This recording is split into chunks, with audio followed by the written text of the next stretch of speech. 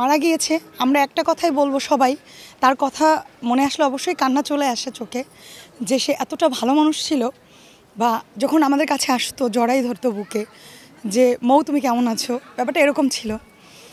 যাই হোক আমি এত কিছু বলতে চাই না, একটা কথা বলবো তার ছেলের ব্যাপারটা যে মনি ভাইয়া যে কাজটা করেছে তাকে অবহেলা করাটা এটা তার ঠিক হয়নি। হ্যাঁ, আসলে ওনার মৃত্যুর সংবাদ আমাদেরকে ভীষণ কষ্ট দিয়েছে। উনি ভীষণ সাদা মনের একটা মানুষ ছিলেন, ভীষণ হেল্পফুল, ইভেন খুব মিশুক একটা মানুষ ছিলেন। মাঝে মধ্যেই প্রোগ্রামে এফডিসিতে যখন দেখা হতো জড়িয়ে নিত, বুকে জড়িয়ে নিত। ভীষণ কষ্ট পেয়েছি। আর ওনার মতো একজন লিজেন্ড এভাবে মরে যাবে অযত্নে অবহেলায়, এটা সত্যি মেনে নিতে পারি না। আমার মনে হয় এটার সুষ্ঠু তদন্ত হওয়া উচিত। এটা খুবই দুঃখজনক যে আমাদের এমন গুণী একজন অভিনেত্রী, একজন লিজেন্ড, সে এরকম অবহেলায় চলে গেল। আমাদেরও হয়তো ব্যর্থতা আছে এখানে, আমরাও নিজেদেরকে অনেক ব্যর্থ বলে দাবি করি যে কেন এরকম হবে তার সাথে। তার শরীরে অনেক আঘাতের চিহ্ন পাওয়া গেছে শুনেছি। সত্যি ভীষণ দুঃখজনক, এটার সুষ্ঠু তদন্ত হওয়া উচিত বলে মনে করি। আসলে এভাবে কিছু বলতে চাই না, কারণ জানি না, আল্লাহই ভালো জানেন। আমি চাই এটার সুষ্ঠু তদন্ত হোক। আমরা অনেক কিছুই ধারণা করতে পারি, কিন্তু আল্লাহ ভালো জানে। আমার মনে হয় যে আইনের আওতায় এনে সত্যতা যাচাই বাছাই করে তারপর শাস্তি নির্ধারণ করা উচিত। এভাবে একটা মানুষ অবহেলায় চলে গেল, শুনেছি তার গায়ে আঘাতের চিহ্নও পাওয়া গেছে। অবশ্যই দোষী মনে করছি। দোষীদের আসলে বিচার হোক, এটাই তো। হ্যাঁ, এটাই কামনা করি, দোষীদের বিচার হোক। ধন্যবাদ।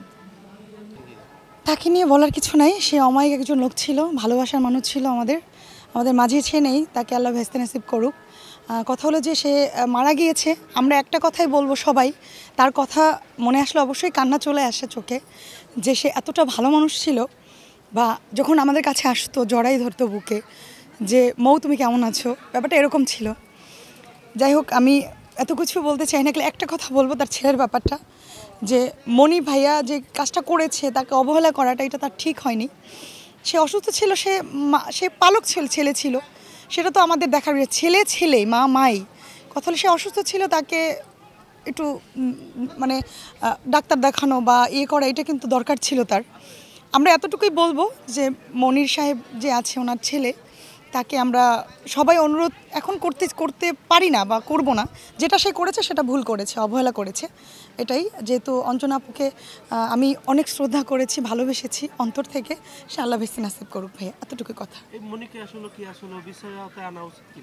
ভাইয়া এটা এখন আমি বলতে চাচ্ছি এটা যে অবহেলা জিনিসটা খারাপ, সেটা সে আপনার আপন মা হোক বা পর মা হোক, সেটা কিন্তু মাই সেই কিন্তু 10 বছর না 12 বছর থেকে তার সাথে ছোটোবেলা থেকেই আছে, সেটা শুনেছি আমরা এবিসিতে গিয়েছি, দেখেছি, শুনেছি। এটার জন্য সে মাকে অবহেলা করাটা তার ঠিক হয়নি আমার মনে হয়। সে যতটুকু মা ডেকেছে, আমি তো অনেক ইয়েতে দেখেছি মা করে ডেকেছে, অনেক ভালো লেগেছে ব্যাপারটা যে ছেলে মা ব্যাপারটা থাকে। কিন্তু তাই অসুস্থ হওয়ার পরে এটা সবাইকে জানানো উচিত ছিল যে তাকে হসপিটালে ভর্তি করিয়েছে বা 24 তারিখে কত তারিখে ভর্তি করিয়েছে। তারপরে এর আগে সে পরে একটা ভিডিও না যিনি দিয়েছে ফেসবুকে যে আর জন্মদিন, এই ব্যাপারটা সে মনে করেছে, কিন্তু অঞ্জনা ম্যাডাম যে অসুস্থ সেটা কিন্তু সে কাউকে জানায়নি, পরবর্তীতে আমরা জেনেছি। কি মনে হচ্ছে যে অঞ্জনার সম্পদের জন্যই কি আসলে তাকে মৃত্যুর দিকে ঠেলে দেওয়া এরকম? না, এটা আমি অবশ্য কাউকে বলতে চাচ্ছি না বা বলতে পারবো না, আমরা বলবো না, যেহেতু আমরা এখনও আমরা হুদিস পাইনি, বাট আমরা জানি না যে কোথা থেকে কি হয়েছে না হয়েছে। বাট এটা আমরা এতটুকু বলতে পারি যে সে অবহেলার কারণেই এটা হয়েছে, আমাদের মনে হয় সবার, এটা আমরা মিডিয়াতে যারা এসেছি সবার এটাই মনে হয় যে অবহেলার কারণে এটা হয়েছে। অবহেলার কারণে? হ্যাঁ, অবহেলার কারণেই মানুষ অনেক দুর্বল হয়ে মারা যাক বা অসুস্থ হয়ে বিছানায় পড়ে থাক, সেটা অবহেলার কারণেই হয়। না, এটা যারা মিশে এটা তাদের ব্যক্তিগত ব্যাপার, এটা আমি কোনো কিছুই এখন মিডিয়াতে বলতে চাচ্ছি না, বাট যে যেরকমভাবে চলে ভালো থাকতে পারে বা চলতে পারে সেটা একদম তাদের ব্যক্তিগত ব্যাপার। এটা আমরা এখানে বলে তো কিছু বলা যাবে না, এটা আপনিও জানেন আমিও জানি, বাট যার যার ব্যক্তিগত ব্যাপার ভাইয়া, এটা নিয়ে আমি কোনো কথা বলতে চাচ্ছি না।